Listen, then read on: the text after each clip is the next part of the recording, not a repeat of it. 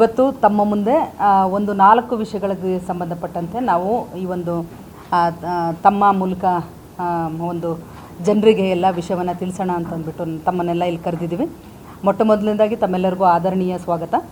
ಈ ಒಂದು ಪ್ರೆಸ್ ಮೀಟ್ಗೆ ನಮ್ಮ SP ಅವರಿದ್ದಾರೆ ಮತ್ತು ಜಿಲ್ಲಾ ಹಂತದ ಎಲ್ಲ ಅಧಿಕಾರಿಗಳು, ಸಂಬಂಧಪಟ್ಟ ಅಧಿಕಾರಿಗಳಿದ್ದಾರೆ. ಅವರೆಲ್ಲರಿಗೂ ಸ್ವಾಗತವನ್ನು ಕೊಡ್ತಾ, ಮೊದಲನೇದಾಗಿ ನಮ್ಮದು ಮೈಕ್ರೋ ಫೈನಾನ್ಸ್ದು ಒಂದು ರಾಜ್ಯಪತ್ರವಾಗಿದೆ.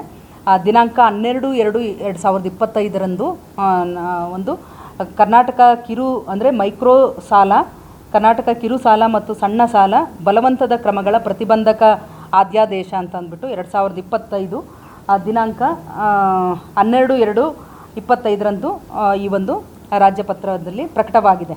ಇದರ ಉದ್ದೇಶ ಏನು ಅಂತಂದರೆ, ಮೈಕ್ರೋ ಫೈನಾನ್ಸ್ ಸಂಸ್ಥೆಗಳು ಅಥವಾ ಸಾಲ ನೀಡಿಕೆ ಏಜೆನ್ಸಿಗಳು ಅಥವಾ ಸಂಸ್ಥೆಗಳು ಯಾವುದಾದ್ರೂ ಆರ್ಗನೈಸೇಷನ್ಸು ಲೇವಾದೇವಿದಾರನು ದುಬಾರಿ ಬಡ್ಡಿ ದರಗಳ ಅನುಚಿತ ತೊಂದರೆ ಮತ್ತು ಬಲವಂತದ ವಸೂಲಾತಿ ವಿಧಾನಗಳಿಂದ ಆರ್ಥಿಕವಾಗಿ ದುರ್ಬಲ ಗುಂಪುಗಳು ಮತ್ತು ವ್ಯಕ್ತಿಗಳು, ವಿಶೇಷವಾಗಿ ರೈತರು, ಮಹಿಳೆಯರು ಮತ್ತು ಮಹಿಳಾ ಸ್ವಸಹಾಯ ಗುಂಪುಗಳನ್ನು ರಕ್ಷಿಸಲು ಈ ಒಂದು ಒತ್ತಡದಿಂದ ಮುಕ್ತಗೊಳಿಸಲು ಈ ಒಂದು ಅಧ್ಯಾದೇಶವನ್ನು ತರಲಾಗಿದೆ.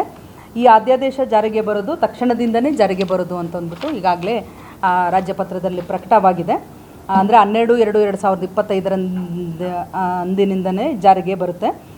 ಈ ಅಧ್ಯಾದೇಶದಲ್ಲಿ ಇರುವುದಾದರೂ RBIನೊಂದಿಗೆ ನೋಂದಾಯಿಸಲಾದ ಯಾವುದೇ ಬ್ಯಾಂಕಿಂಗು ಇದರಲ್ಲಿ ಸೇರಲ್ಲ, ಅಥವಾ ಬ್ಯಾಂಕಿಂಗೇತರ ಹಣಕಾಸು ಕಂಪನಿಗೆ ಅನ್ವಯಿಸತಕ್ಕದ್ದಲ್ಲ ಅಂತಂದ್ಬಿಟ್ಟಿದೆ.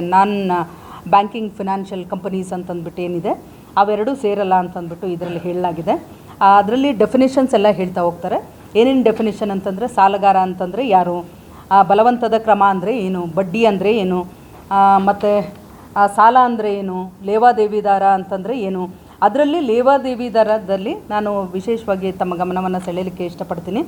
ಡಿಜಿಟಲ್ ಸಾಲ ನೀಡಿಕೆ ಪ್ಲ್ಯಾಟ್ಫಾರ್ಮ್ ಕೂಡ ಇದರಲ್ಲಿ ಸೇರಿಸಲಾಗಿದೆ. ಸೊ ಅದನ್ನು ಕೂಡ ಸೇರಲಾಗಿದೆ. ನೋಂದಣಿ ಪ್ರಾಧಿಕಾರಿ ಅಂತಂದರೆ ಜಿಲ್ಲಾಧಿಕಾರಿಯನ್ನು ನೋಂದಣಿ ಪ್ರಾಧಿಕಾರಿ ಅಂತಂದ್ಬಿಟ್ಟು ಮಾಡಲಾಗಿದೆ. ಸಮಾಜದ ದುರ್ಬಲ ವರ್ಗ ಅಂತಂದರೆ ಯಾರ್ಯಾರು ಅಂತಂದ್ಬಿಟ್ಟು ಇದರಲ್ಲಿ ವಿಸ್ತೃತವಾಗಿ ಹೇಳಲಾಗಿದೆ. ಇದರಲ್ಲಿ ಮೈಕ್ರೋ ಫೈನಾನ್ಸ್ ಸಂಸ್ಥೆ ಮತ್ತು ಸಾಲ ನೀಡಿಕೆ ಏಜೆನ್ಸಿ, ಈ ಸಂಸ್ಥೆಗಳ ಲೇವಾದೇವಿದಾರರ ನೋಂದಣಿ ಅದು ಜಿಲ್ಲಾಧಿಕಾರಿಗಳ ಹಂತದಲ್ಲೇ ಆಗುತ್ತೆ. ಸೊ ಅದನ್ನು ಈ ಒಂದು ರಾಜ್ಯಪತ್ರದ ಪ್ರತಿಯನ್ನು ತಮಗೆ ಕೊಡ್ತೇವೆ.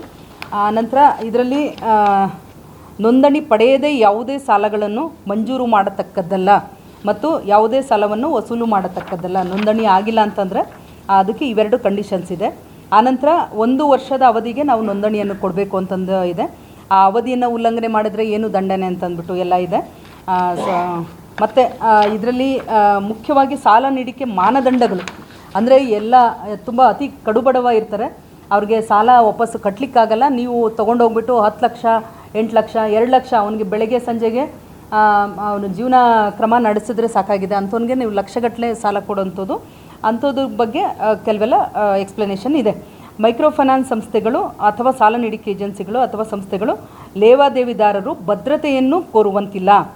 ಭದ್ರತೆ ಅಂತಂದ್ಬಿಟ್ಟು ನಮ್ಮಲ್ಲಿ ಕೊಲ್ಯಾಟ್ರಲ್ ಸೆಕ್ಯೂರಿಟಿ ಎಲ್ಲ ತೊಗೊಳ್ತಾರಲ್ಲ, ಆ ಥರದ ಭದ್ರತೆಯನ್ನು ಕೋರುವಂತಿಲ್ಲ. ಸೊ ಅದ್ರ ಬಗ್ಗೆ ಭದ್ರತೆ ಏನು ಅಂತಂದ್ಬಿಟ್ಟು ನಮ್ಮ ಡೆಫಿನಿಷನ್ನು ಭಾಳ ಕ್ಲಿಯರ್ ಕಟ್ಟಾಗಿ ಹೇಳಲಾಗಿದೆ. ಸೊ ಆನಂತರದಲ್ಲಿ ಮುಖ್ಯವಾಗಿ ಒಂದು ಮೈಕ್ರೋ ಫೈನಾನ್ಸ್ ಸಂಸ್ಥೆಗಳು, ಈ ಏಜೆನ್ಸಿಗಳು ಬಡ್ಡಿಯ ದರದಲ್ಲಿನ ಪಾರದರ್ಶಕತೆಯನ್ನು ಕಾಪಾಡ್ಕೋಬೇಕು ಅಂತಂದ್ಬಿಟ್ಟು ಒಂದು 4 ವಿವಿಧ ಸ್ಟ್ಯಾಂಡರ್ಡ್ಸ್ನ ಇಟ್ಟಿದ್ದಾರೆ.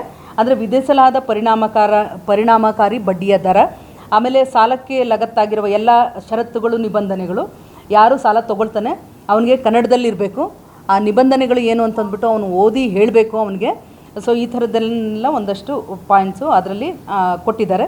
ಆನಂತರ ಸಾಲ ಮಂಜೂರು ಮಾಡುವ ಮತ್ತು ವಿತರಣೆ ಮಾಡುವ ಪ್ರಕ್ರಿಯೆಯಲ್ಲಿ ಏನು ಅನುಸರಿಸಬೇಕು ಅಂತಂದ್ಬಿಟ್ಟು ಹೇಳಿದ್ದಾರೆ.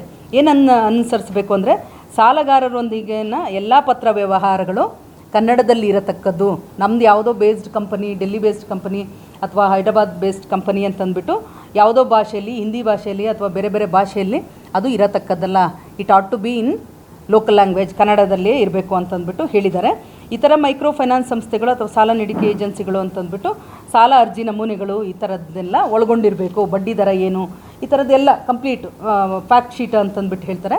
ಆ ಫ್ಯಾಕ್ಟ್ ಶೀಟಲ್ಲಿ ಕಂಪ್ಲೀಟ್ ನಿಮ್ಮ ಎಷ್ಟು ಕೊಡ್ತಿದ್ದೀರಾ, ಎಷ್ಟು ಅವಧಿ ನಿಮಗೆ ಬಡ್ಡಿ ತೀರಿಸಲಿಕ್ಕೆ ಕಂತುಗಳನ್ನ ಕೊಡ್ತೀರಾ, ಬಡ್ಡಿ ದರ ಏನು, ಇದು ಬಡ್ಡಿಯನ್ನು ಉಲ್ಲಂಘನೆ ಮಾಡಿದರೆ ಯಾವಾಗ ಅದ್ರ ಮೇಲೆ ಅಂದರೆ ಪ್ರಿನ್ಸಿಪಲ್ ಅಮೌಂಟ್ ಮೇಲೆ ಹಾಕ್ತೀರಾ ಅದನ್ನು ಸೇರಿಸಿ ಬಡ್ಡಿ ಮೇಲೆ ಹಾಕ್ತೀರಾ ಏನು ಅಂತಂದ್ಬಿಟ್ಟು ಭಾಳ ಡೀಟೇಲಾಗಿ ಈ ಶೀಟಲ್ಲಿ ಫ್ಯಾಕ್ಟ್ ಶೀಟಲ್ಲಿ ಹೇಳಬೇಕಾಗತ್ತೆ. ಆಮೇಲೆ ಈ ನೋಂದಣಿ ಪ್ರಕ್ರಿಯೆಗೆ ಸಂಬಂಧಪಟ್ಟಂತೆ ಅದು ಎಲ್ಲ ಹೇಳಿದ್ದಾರೆ. ನಮ್ಮ ನೋಂದಣಿ ಅಂತಂದರೆ ಹೇಗೆ ಮಾಡಬೇಕು ಅಂತ ಆ ಪ್ರೋಸೆಸ್ಸನ್ನು ಕೂಡ ಹೇಳಿದ್ದಾರೆ. ಆಮೇಲೆ ಈ ಥರದ ಮೈಕ್ರೋ ಫೈನಾನ್ಸಸ್ ಎಲ್ಲ they have to have their regional office, ಅಂದರೆ local office in local area. ಅಂದರೆ ಹಾಸನ ಜಿಲ್ಲೆಯಲ್ಲಿ ಹಾಸನ ಜಿಲ್ಲೆಗೆ ಸಂಬಂಧಪಟ್ಟಂತಹ ಹಾಸನದ ನಾಗರಿಕರಿಗೆ ಇವರಿಗೆ ಕೊಟ್ಟಿದ್ದಾರೆ ಅಂತಂದರೆ ಹಾಸನದಲ್ಲೇ ಅವ್ರದ್ದು ಆಫೀಸ್ ಇರಲೇಬೇಕಾಗುತ್ತೆ. ಅವ್ರನ್ನ ನೋಡಬೇಕು ಅಂದರೆ ಮೈಸೂರಿಗೆ ಹೋಗೋದು ಅಥವಾ ಬೆಂಗಳೂರಿಗೆ ಹೋಗೋದು ಇಂಥದ್ದು ಅಲ್ಲ, ಲೋಕಲಾಗಿ ಅವರು ಅವೈಲೇಬಲ್ ಇರಬೇಕು ಅಂತಂದ್ಬಿಟ್ಟು ಹೇಳಲಾಗುತ್ತೆ. ಅವರ ಕಚೇರಿಯನ್ನು ಕೂಡ ಹೊಂದಿರಬೇಕು. ಆಮೇಲೆ ಅದರ ಅಧಿಕೃತ ಪ್ರತಿನಿಧಿಯು ಯುಕ್ತ ಮಾಡಿ ಸಹಿ ಮಾಡಿದ ಪಾವತಿಯ ರಸೀದಿನ ಕೆಲವರು ಮೈಕ್ರೋ ಫೈನಾನ್ಸಸ್ಸು ಈಗ ಫಾರ್ ಎಕ್ಸಾಂಪಲ್ ಈ ಕಂತಲ್ಲಿ 500 ರೂಪಾಯಿ ಕಟ್ಟಬೇಕಾಗಿತ್ತು ಅಥವಾ ಒಂದು 5,000 ಕಟ್ಟಬೇಕಾಗಿತ್ತು. 5,000 ಕಟ್ಟಿದ್ದಾರೆ ಅನ್ನೋದಕ್ಕೆ ಅವರು ಪಾವತಿ ಮಾಡಿದ್ಮೇಲೆ ಮೈಕ್ರೋ ಫೈನಾನ್ಸ್ಗೆ ಅದರ ರಸೀದಿಯನ್ನು ಕೊಡಬೇಕು. ಅದು ಕೊಡ್ತಾ ಇರಲಿಲ್ಲ, ಅದು ಕೊಡಬೇಕು ಅಂತಂದ್ಬಿಟ್ಟು ಸ್ಪಷ್ಟಪಡಿಸ್ತಾರೆ. ನಂತರ ನಿರ್ದಿಷ್ಟಪಡಿಸಿದ ಯಾರೇ ವ್ಯಕ್ತಿಯು ಅಥವಾ ಯಾವುದೇ ಸಂಬಂಧ ದಸ್ತಾವೇಜನ್ನು ಪ್ರತಿನ ನಮ್ಮದೇನು ಇವಾಗ ಎಷ್ಟು ಕಟ್ಟಾಯಿತು, ಎಷ್ಟು ನಾನು ಇದುವರೆಗೂ ಪೇ ಮಾಡಿದ್ದೀನಿ, ಇನ್ನೆಷ್ಟು ನಂದು ಬಾಕಿ ಇದೆ ಅಂತಂದ್ಬಿಟ್ಟು ಪ್ರತಿಯೊಬ್ಬ ಸಾಲ ಪಡೆದಿರೋಳಿಗೆ ಅದನ್ನು ಕೊಡಬೇಕಾಗತ್ತೆ. ಅದು ಸಂಬಂಧಪಟ್ಟಂಗೆ ಏನಂತಂದರೆ ಸೆಕ್ಷನ್ 8ಅಲ್ಲಿ ಏನು ಪೆನಾಲ್ಟೀಸ್ ಆ್ಯಂಡ್ ಪ್ರೊವಿಷನ್ಸ್ ಏನಿದೆಯೋ ಬಲವಂತವಾಗಿ ಅವ್ರ ಮನೆಗೆ ಹಿಂಬಾಲಿಸಿ ಹೋಗೋದು ಮತ್ತು ಅವ್ರ ಕೆಲಸ ಪ್ಲೇಸಲ್ಲಿ ಹೋಗಿ ಅವ್ರು ತೊಂದರೆ ಕೊಡೋದು, ಇಲ್ಲ ಯೂಸ್ ಆಫ್ ಥರ್ಡ್ ಪಾರ್ಟಿ ಯಾವುದಾದ್ರು ಗುಂಡ, ಇಲ್ಲ ಅಂದರೆ use of force to take ಏನೋ ಕೊಲಾಟ್ರಲ್ ಸೆಕ್ಯೂರಿಟಿನ ತಗೊಳ್ಳೋದು, ಇದೆಲ್ಲ ಏನು ಮಾಡ್ತಾರೆ ಇದೆಲ್ಲ ಪೆನಾಲ್ಟೀಸ್ ಆಗುತ್ತೆ ಸೆಕ್ಷನ್ 8 ಪ್ರಕಾರ.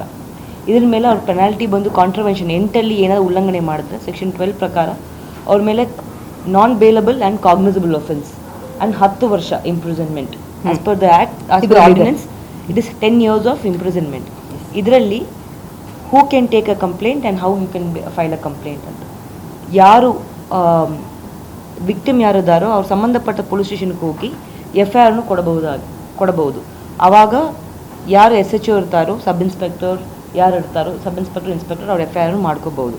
ಆದರೆ DYSP ಲೆವೆಲ್ ಆಫೀಸರ್ ಸ್ವೋಮೋಟೋ ಕೇಸನ್ನು ಮಾಡ್ಕೋಬಹುದು. So DYSP and above officers ಏನಿರ್ತಾರೋ ಅವರೆಲ್ಲರನ್ನೂ ಸ್ವೋಮೋಟೋ ಕೇಸ್ ಮಾಡೋಕ್ಕೆ ಅವ್ರಿಗೆ ಅಧಿಕಾರ ಇದೆ. ಇನ್ಸ್ಪೆಕ್ಟರ್ ಸಬ್ ಇನ್ಸ್ಪೆಕ್ಟರ್ಸ್ ಏನಿದಾರೋ ಅದು ಬೇಸಿಕಾಗಿ ಯಾರು ಹೋಗಿ ಕಂಪ್ಲೇಂಟ್ ಕೊಟ್ಟರು ಸಹ ಆ ಕಂಪ್ಲೇಂಟ್ ನಿರಾಕರಿಸಿರಬಾರ್ದು. They shall have to file a complaint if the victim approaches the police station and DYSP is empowered to do a suo motu FIR as per the ordinance. This ordinance as of now will not apply to any non-banking financial institutions registered under RBI. ಅದು specific ಆಗಿ ಕೊಟ್ಟಿದ್ದಾರೆ. NBFC ಕೊಟ್ಟಿದ್ದಾರೆ. ಅದಾದಮೇಲೆ ಇಲ್ಲಿ ಏನು ನಾನ್ registered lenders ಯಾರು ಇರ್ತಾರೋ, ಇಲ್ಲ ಏನೋ ಸಂಸ್ಥೆ ಏನಿರ್ತದೋ, ಇಲ್ಲ ಸಂಘಗಳು ಏನಿರ್ತಾರೋ, ನಾನ್ ರಿಜಿಸ್ಟರ್ಡ್ ಸಂಘಗಳು ಏನಿರ್ತಾರೋ ಅದು 30 ದಿನ ಒಳಗಡೆ, ಈ ಆರ್ಡಿನೆನ್ಸ್ ಯಾವಾಗ ಬರುತ್ತೋ ಅದಕ್ಕೊಂದು 30 ದಿನ ಒಳಗಡೆ ರಿಜಿಸ್ಟರ್ ಮಾಡೋಕ್ಕೆ ಹೇಳಿದ್ದಾರೆ. ಸೊ ಇಲ್ಲಿ ತನಕ ಯಾರು ರಿಜಿಸ್ಟರ್ ಮಾಡ್ಕೊಂಡಿಲ್ಲ, ಈಗ 30 ದಿನ ಒಳಗಡೆ ಅವ್ರು ರಿಜಿಸ್ಟರ್ ಮಾಡೋಕ್ಕೆ DC ಹತ್ರ ಬಂದು ಅವರೇ ಈ ಬಗ್ಗೆ ಪ್ರಚಾರ ಕೊಟ್ಟಿದ್ದೀವಿ. ಎಲ್ಲ ಸೇರಿ ಮೀಟಿಂಗ್ ಮಾಡಿ ವಿ ಆಲ್ರೆಡಿ ಗಿವೆನ್ ಅವ್ರಿಗೆ ಏನೇನು ಸೂಚನೆ, ಏನೇನು ಪತ್ರ, ಯಾವ ಫಾರ್ಮ್ಯಾಟ್ ಅಲ್ಲಿ ಕೊಡಬೇಕು, ಏನು ರಿಜಿಸ್ಟರ್ಸ್ ಫಾಲೋ ಮಾಡಬೇಕು ಅಂತ ನಾವು ಸೂಚನೆ ಕೊಟ್ಟಿದ್ದೀವಿ ಆಲ್ರೆಡಿ. ಈಗ ನಾವು ಏನು ಮೈಕ್ರೋ ಫೈನಾನ್ಸ್ ಇನ್ಸ್ಟಿಟ್ಯೂಷನ್ಸ್ ಇದೆಯಾ ಅಂತ ನಾವು 30 ದಿನ ಆದಮೇಲೆ ನಮಗೆ ಸ್ಪಷ್ಟತೆ ಸಿಗುತ್ತೆ. ಯಾರು ಇದ್ದಾರೆ, ಯಾರು NBFC ನಾನ್ ರಿಜಿಸ್ಟರ್ಡ್ ಅಂಡರ್ RBI ಯಾರಿದ್ದಾರೆ ಅಂತ ನಮಗಿನ್ನು 30 ದಿನ ಒಳಗಡೆ ನಮಗೆ ಸ್ಪಷ್ಟತೆಯನ್ನು ಸಿಗುತ್ತೆ.